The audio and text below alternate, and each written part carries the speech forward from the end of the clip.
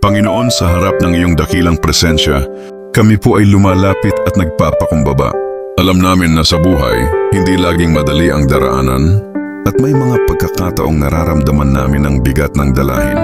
Ngunit kami po ay nagtitiwala sa iyong walang hanggang pag-ibig at gabay. Sa mga oras ng pagsubok, kapag kami ay nadarapa at nawawala ang pag-asa, kami po'y humihiling ng lakas at tapang upang magpatuloy.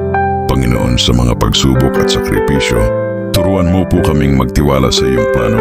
Kahit na mahirap at hindi namin nauunawaan ang lahat, sa bawat pagluha, kami po ay humihiling na gabayan mo kami upang magpatuloy at makita ang iyong biyaya sa bawat araw. Ibigay mo po ang kalakasan upang makatawid sa bawat pagsubok at maging matatag sa kabila ng lahat ng ito.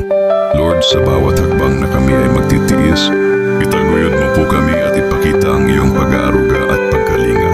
Huwag mo po kaming iwanan sa aming mga laban, kundi samahan mo kami sa bawat hakbang.